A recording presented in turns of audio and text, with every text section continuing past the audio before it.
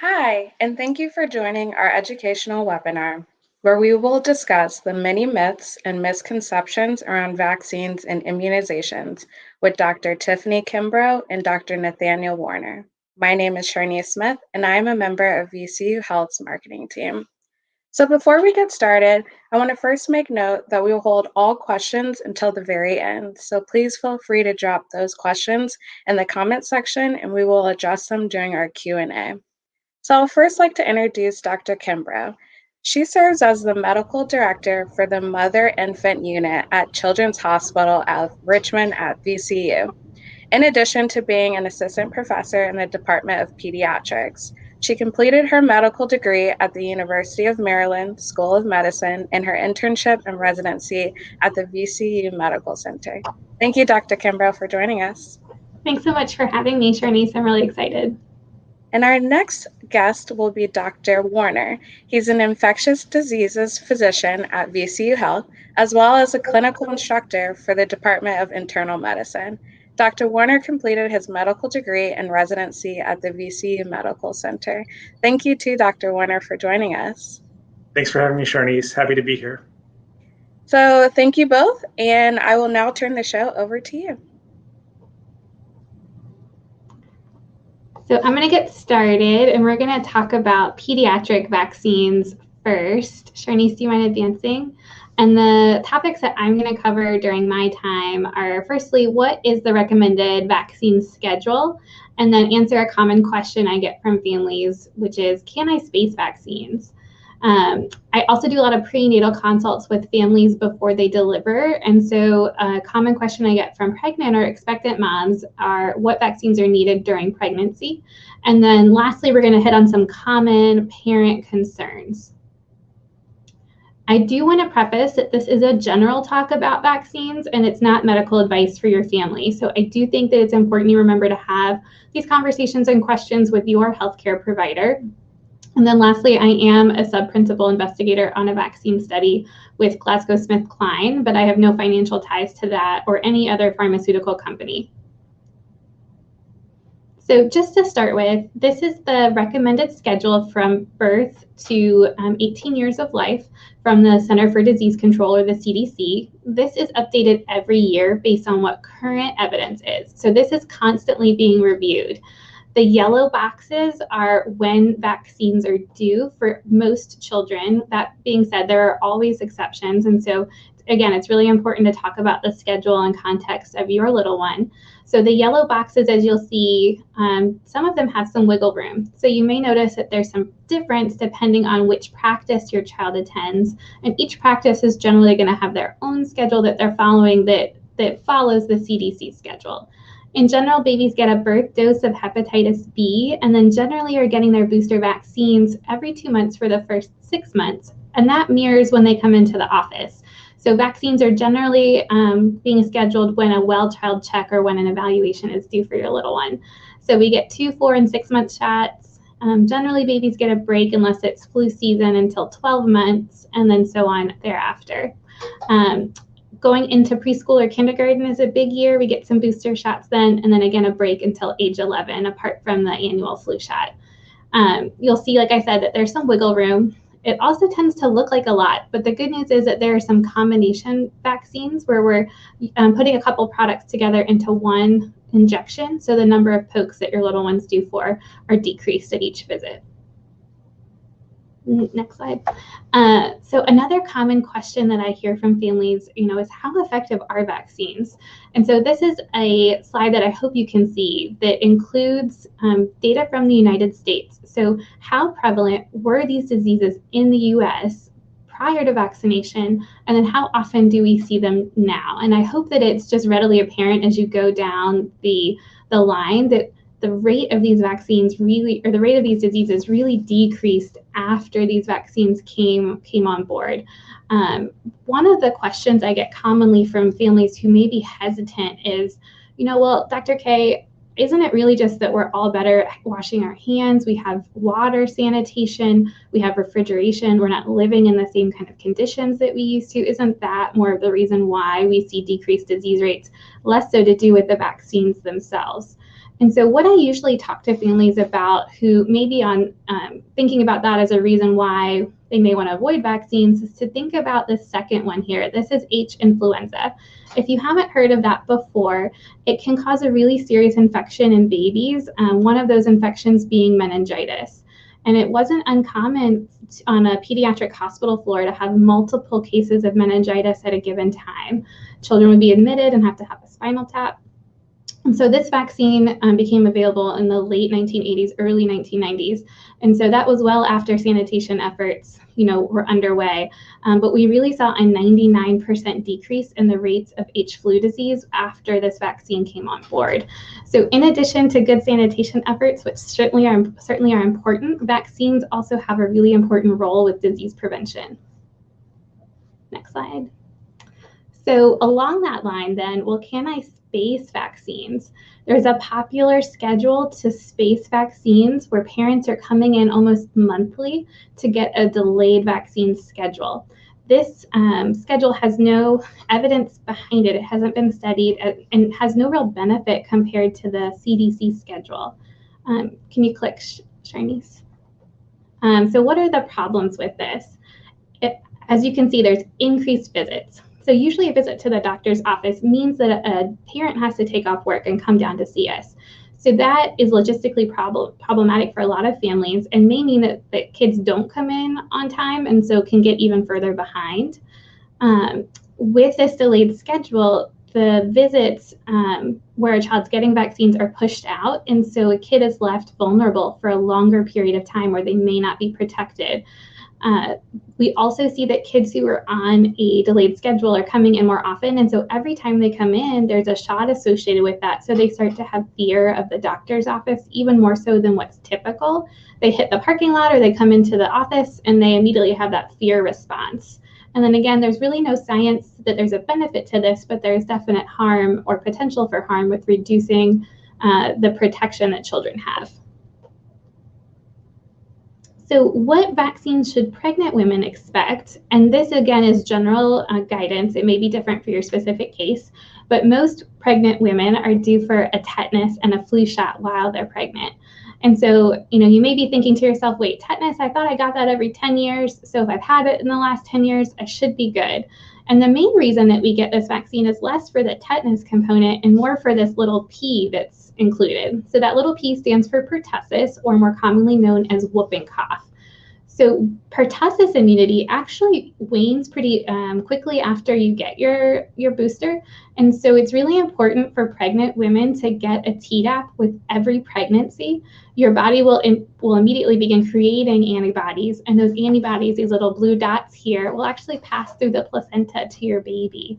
And so that means that your baby is born with whooping cough antibodies. And if you've ever heard anything about whooping cough in babies, it actually doesn't cause a cough. It causes your baby to stop breathing and is a common reason why newborns may need to be admitted to the hospital and potentially need a ventilator. So generally, sorry, can you go back, Sharnice? Generally, a Tdap or your baby's first pertussis shot isn't until 2 months of age. So this is one way you can keep your newborn safe until that time. And then the flu vaccine is really important, not only for mom to pass those same antibodies to the baby, but also because pregnant women are a high-risk group for flu complications, meaning that they have higher rates of hospitalization, complications, and even death from the flu. So it's important not only for your baby, but also to protect yourself. Next slide. So transitioning to the common questions I get. So, wow, Dr. K, that looks like a lot of vaccines. We didn't get that many when we were growing up. So is it really safe to give all of these at the same time? And I want to point out these two slides here, or these two pictures. So in the 1980s, we were protecting against 7 diseases routinely with common vaccination. And with those 7 vaccines, we were exposing ourselves to about 15,000 antigens by age 4. And it was safe to do that. But one of the things parents worry about is that we're overloading the immune system now by giving more vaccines.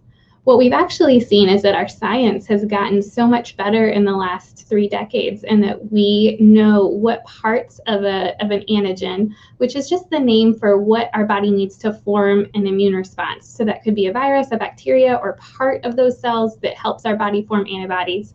we've gotten smarter about which antigens actually need to be in vaccines. So while we are vaccinating now against 16 diseases routinely, through age 18, we're only exposing to about 173 antigens total. So the vaccines are a lot cleaner. And I'll also remind families that we're exposed to antigens every day from touching surfaces, door handles, touching our face. So that's why washing hands is so important. But we actually are bombarded with more antigens on a daily basis, just in interacting in our environment, than what we see in the vaccines themselves. So it's absolutely safe from an immune system standpoint to be giving these vaccines at the schedule that they're recommended for.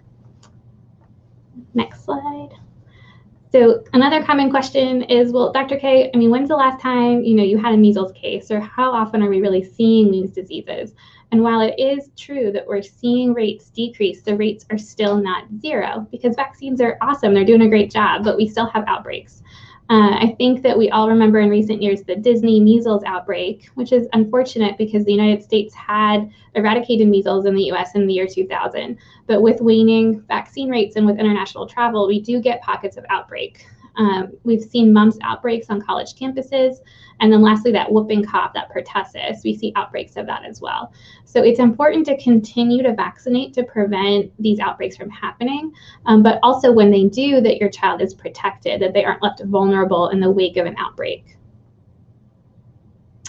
Another common concern that I hear about and that you may have read about is about the concern for a link between vaccination and autism. So families might say, all I hear about when I get online is how vaccines aren't safe and we've seen the rates of autism increase. Are these two things related? And so what I like to tell families is that the short answer is no, they're not. And the main reason that this even came onto the scene was that a doctor named Andrew Wakefield falsified data back in the late 1990s. He wrote a paper that was published in The Lancet and has since been retracted, and he has since lost his license for falsifying that data.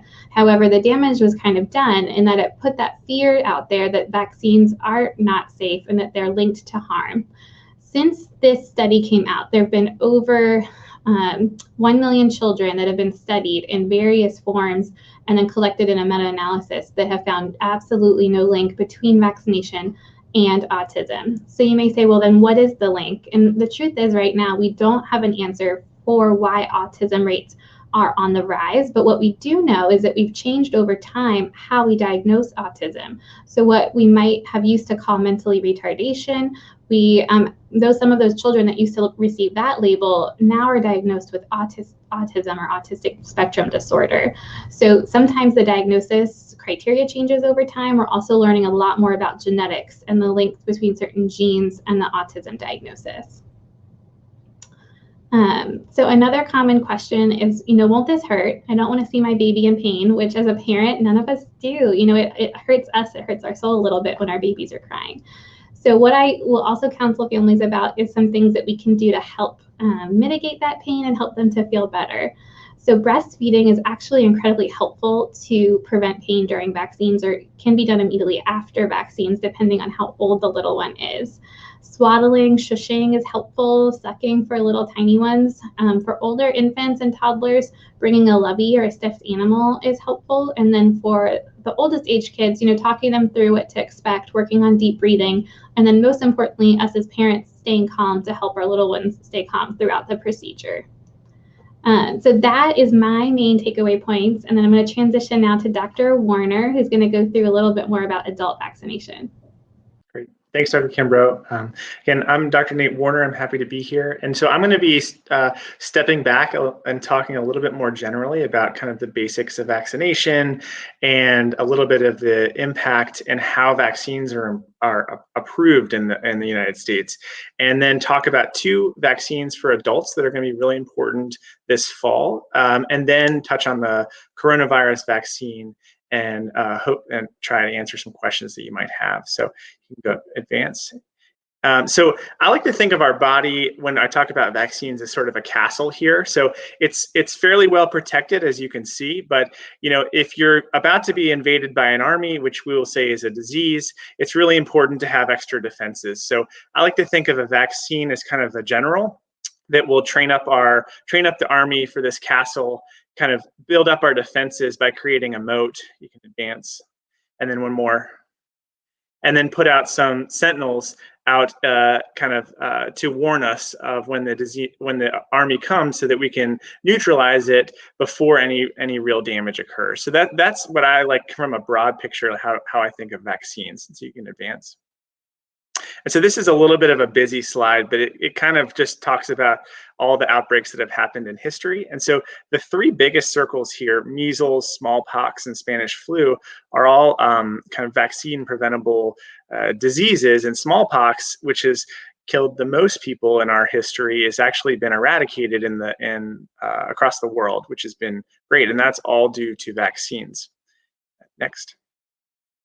And so this is just a slide to show that vaccines work. This is, I think, the same data that Dr. Kimbrough presented, but really, I mean, just basically from 95 to 100% decrease in the last 100 years since vaccines were introduced. And each year, vaccines prevent up to 3 million deaths, and 750,000 children are saved from disability. And then just smallpox alone, the eradication of that has resulted in just cost savings for the globe of $2 billion each year. So vaccines really, really do work. Next. So I'd like to pivot now to the vaccine approval process. And just kind of reiterate that vaccines are extensively tested and developed before they're approved. And you can advance the slide.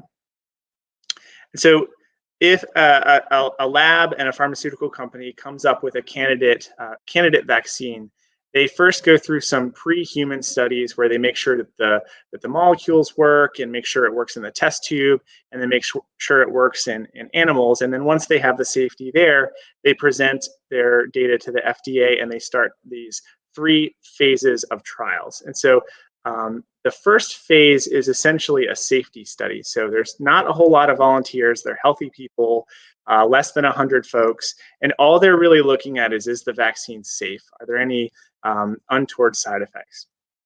If the vaccine is safe in phase 1 trial, you move on to phase 2, which steps up a little bit. The number of volunteers are in the hundreds, and they're starting to look at efficacy, but they're still really looking at safety. And then only when a vaccine has passed phase 1 and phase 2 trials can they move on to phase 3, where you really start to see there's lots and lots of people, hundreds or even thousands of people. And this is where the coronavirus vaccine studies are right now in phase 3 trials. And then the part at the bottom is just to demonstrate that vaccines are made in batches, and the FDA tests all batches to make sure that they meet rigorous safety standards. Next. And so after a vaccine is approved by the FDA, then there's actually independent organizations that are made up of physicians and scientists who do this for a living. So the Advisory Committee on Immunization Practices, so the ACIP, is a big organization that's separate from the FDA that reviews that data before anything is added to a guideline. And then there's other organizations like the American Academy of Pediatrics and the American Academy of Family Physicians who also look at the data as well. So in addition to the FDA, there's independent organizations reviewing things as well before anything's added to a guideline. Next. And then when a vaccine is approved and it's added to the guidelines, there's multiple routes and avenues by which vaccines are continually monitored. So there's an adverse event reporting system, there's a safety data link. And so, if there's any hint of problems, they're immediately detected, and then they're studied very closely because this is such an important part of our public health infrastructure. Next. And so, at this point, this quote is from the CDC. So the United States currently has the safest vaccine supply in its history. And these vaccines keep children, families, and communities protected from serious diseases. So, the benefits really, really outweigh the risks here when it comes to vaccines. And just in 20 years, the vaccines have prevented 322 million illnesses, 750,000 deaths were prevented, and over $1 trillion were saved. So I'm going to pivot now to the flu. And so I think we all are very familiar with the flu. It's very common. But despite it being common and most people doing okay with getting the flu, there's a lot of hospitalizations every year, over 200,000, and over 20,000 people unfortunately die from the flu. So the most important thing that I want you to know is getting the flu shot protects you from the flu virus. And this is kind of a depiction of the flu virus. And you can see that there's these proteins, these green and red proteins, which are the proteins or the antigens for which the flu vaccine is made. Next. You can advance through these. So basically, this study after study shows that the flu vaccine decreases your risk of death, decreases your risk of going to the hospital, being admitted to the intensive care unit. It decreases the risk of transmitting flu from a mom to an infant. It reduces the risk of hospitalization in people with diabetes, and it reduces risk in folks who are less than 65 years old. Folks who are older than 65 years old still need to get the flu vaccine, but unfortunately, just because as our bodies age, our immune system doesn't respond as robustly to vaccines as it did when you were younger. And so there is a little bit less protection amongst people who are older than 65. So that's particularly important when we talk about herd immunity. You can advance the slide. And herd immunity is also important because there's, in addition to being to older folks, people who have had organ transplants or bone marrow transplants, who have had cancer or have chronic diseases, are at risk for more severe complications of the flu. You can advance the slide. So I think a lot of us have heard about people talk about herd immunity in the news, particularly as it relates to the coronavirus vaccine. And so I just want to touch on that because it's really important when we talk about, vaccines are important for yourself, but they're also important for a whole community. It's important for your grandmother, for your brother, for your young daughter, for people who are vulnerable. And so this is kind of a depiction of a made-up community here. And so the people in who are blue are vulnerable, particularly vulnerable to a given disease. The people who are gold here are immune to that disease, and then the people who are white are not immune to that disease. Next slide. And so this person in red here is infected with the disease and is infectious. And go ahead and advance. And when that person is introduced into that community, the infection can kind of sweep through and infect everyone or a large portion of the community. And those people who are particularly vulnerable to the disease could die or have a really bad outcome. Next slide. And so that's in contrast to a community who has now been vaccinated to that same disease. So now you'll see that most people are immune in gold, and only a few people are not immune, but the same people are vulnerable to that disease. And so when that infectious person is introduced, next slide, you'll see that only a couple people get infected because they're surrounded by a ring of immune people. And so that disease cannot spread throughout that community. And so the vulnerable people in that community are protected. Next slide. And so who should get the flu shot? So really almost everyone, anyone older than 6 months old should receive the yearly seasonal flu shot, with rare exceptions. And that would be if you've had a rare neurologic syndrome called Guillain-Barré, or if you've had hives or anaphylaxis. And even then you can still get it. You just need to talk to your doctor and get a specific type of the flu vaccine that doesn't have egg protein in it. Next slide. And so the CDC is a really, really good resource for reliable, easy to read, easy to digest information. So I would encourage you, if you have any questions, to check out their website. The second important vaccine to know about is strep pneumoniae. So strep pneumo is the most common cause of pneumonia in the community. It also can cause meningitis, bloodstream infections, and ear infections, and it causes a lot of hospitalizations and death each year. And anyone can get it, but certain people who have chronic diseases are more susceptible. Next slide.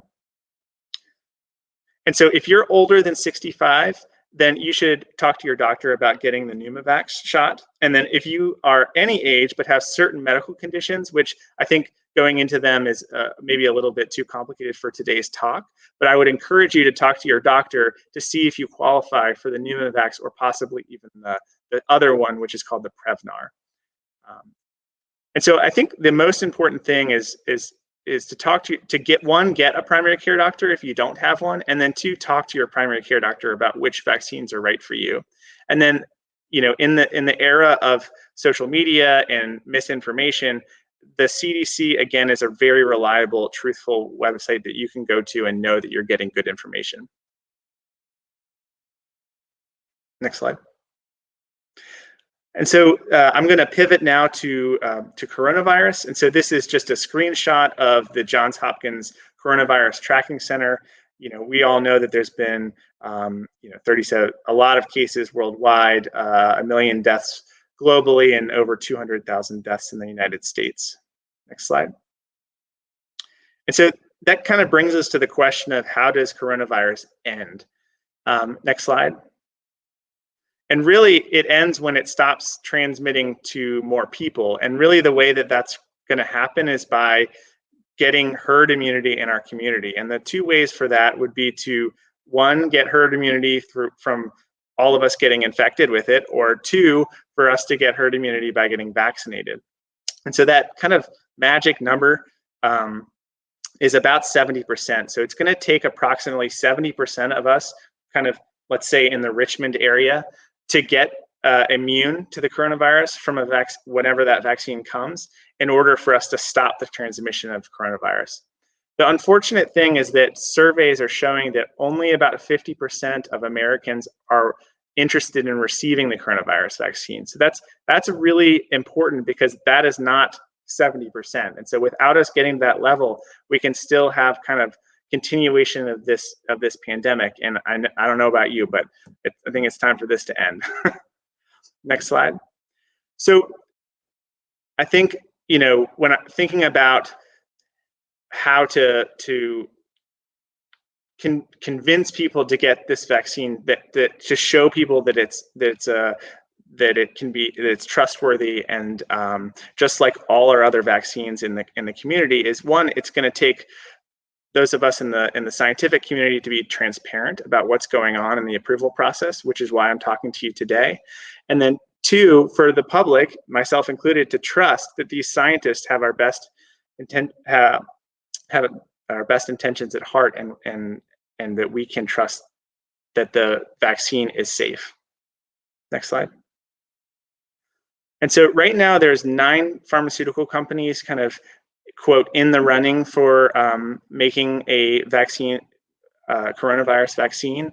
And so they've recently, because of concern over the approval process, given that it's happened so quickly, they released a letter that basically said that they were adhering to strict safety standards, to high ethical standards, and that they would only submit for approval or emergency use authorization after demonstrating safety and efficacy through a phase 3 clinical study.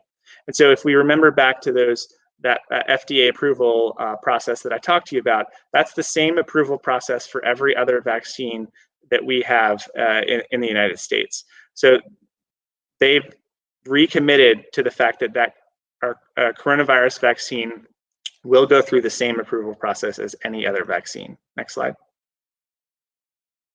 So the Journal of the American Medical Association kind of wrote this recently, that the path forward starts with support, not mistrust, of the career scientists and officials with the expertise to determine whether emerging vaccine candidates are ready for use in specific populations. Next slide.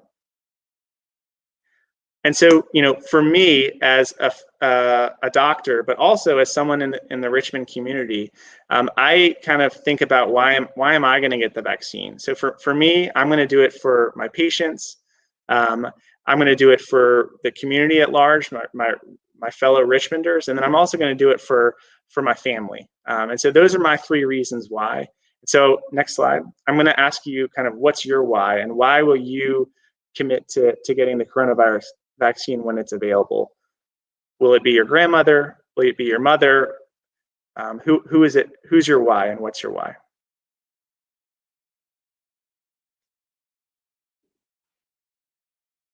Thank you both for such an interesting conversation. I definitely learned a lot. So we're going to open the floor for some questions, but first we're going to ask a few questions that were submitted in advance. And then following those, we will read the questions that are added to the comment section. So our first question, what is the difference between active and passive immunity? That's a great question. So active immunity is kind of the standard way that your body creates antibodies to protect yourself against a disease. So there's so you can get that through getting the infection, and then your body creates an immune response from that infection so they can fight it off the next time. Or you can get a vaccine so you don't have to get the disease, and then your body creates antibodies to fight off the real disease in the future. Passive immunity is when you are given antibodies that have already been created by someone else to fight off that disease. And so that's given in different instances. Sometimes when if you are exposed to a disease and your body doesn't have time to mount an immune response, we can give, in certain instances, passive immunization to try to protect you from that. And if you've kind of seen in the news, the Regeneron medication is an example of passive immunity, whereas if a coronavirus vaccine were developed, that would be an example of active immunity. Okay, thank you. That definitely answers that. And the next question, I received vaccinations while pregnant. Why does my baby need these too? Yeah, that's a great question, and one that we get a lot from moms. And I specifically with the pertussis, since moms do get that Tdap vaccine often during the second or third trimester, or usually third trimester, the news about moms' antibodies passing is similar to what Dr. Warner was just saying. It's a passive immunity. So often that wanes over time. So a baby may have that protection at birth, but isn't generating their own antibodies to sustain that as a long term. So we see that while they're protected as a newborn, that protection goes away. Okay, thank you. The next question, is it safe to get a vaccination while I am breastfeeding? That's another great question, and a lot of times people aren't sure what isn't safe to take as a medication and what isn't safe for breastfeeding. And the good news is that most vaccines are safe for breastfeeding. There's a handful of travel vaccines that we don't recommend while breastfeeding. So if you have any questions about that, it's also a good thing to talk to your healthcare provider about. But one thing that you can do for your baby to keep your baby safe is to continue your vaccination efforts while your breastfeeding relationship is ongoing. Another question along that line I sometimes get is, if I'm breastfeeding, is baby getting those antibodies through my breast milk, and is that a reason not to vaccinate my baby?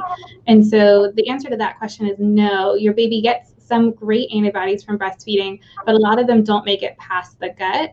Our gut has lots of acid and it helps fight things off, but that denatures a lot of the antibodies. So your baby does still need to be vaccinated. But what we do know that is super cool is that often those antibody responses are higher in breastfeeding babies who are vaccinated versus formula. So breast milk is amazing. It does a lot of great things, including boosting your baby's immune system. Thank you. And our next question, is natural immunity better than vaccine-acquired immunity? So I think any immunity that prevents the disease is the best immunity. Sometimes we can have different, like Dr. Kimbrough was saying, when we get a pertussis vaccine, our immune system kind of wanes over time, and so that's why we need boosters. And so it's not necessarily better. We just that's why the studies are done to figure out how often we need to get revaccinated for a disease. So when you have immunity, it's immunity, but it depends on the vaccine how often one needs to get revaccinated. Okay, thank you, Dr. Warner. The next question we have, why do some vaccines require boosters? Kind of like studying, like you study for a test and you know it really well, but if you had to take that geometry test from high school tomorrow, I doubt many of us are going to be passing that test. So our body is very similar in that we sometimes need to be reminded about what an antigen looks like. But the good news is that usually our time to immunity is shorter. It's kind of like studying it. You can study it quicker each time. So you've seen it before. You can form a stronger immune response when you get boosted. It's just that information wanes over time. Great. And the next question we have, how soon will the vaccine for COVID-19 be available at VCU Health once it has gone through the trials? That's a great question. I'm not sure about that. I know that some of the concern about the vaccine going through too quickly is in part related to the fact that they are working on building the capacity to create the vaccine at the same time as they're doing the trials to make sure to see if the vaccines work. So this will be faster than any other vaccine because it's such an urgent matter, and the industry is kind of going alongside of the phase 3 trials right now. So I don't know when it'll be available, but I know that that's part of the process. They're working on that right now. And then another follow-up question related to that. Can you talk about the fast tracking of a COVID vaccine for a process that typically would take several years? And then what is the possibility of any side effects years down the road? Great question. So the fastest vaccine to have been produced, other than if there hasn't been a coronavirus vaccine approved yet. So the fastest vaccine to date is 4 years. So, if this happens along the timelines that we think it will definitely be the fastest. Despite that, these phase trials are the same phase trials. So it's the same safety, even though it's happening quickly. And so the side effects, as far as several years down the road, that's